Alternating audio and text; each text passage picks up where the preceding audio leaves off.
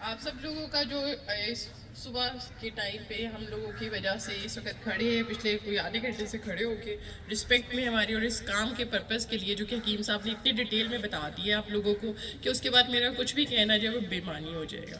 میں سمپلی آپ لوگوں سے ریکویسٹ کروں گی کہ جتنی ہماری اس وقت پلانٹیشن تیزی سے فورسٹ ختم کیے جا رہے ہیں، پلانٹس ختم کیے جا رہے ہیں، تو ہمارے انوائرمنٹ پہ بہت برا اثر پڑ رہا ہے.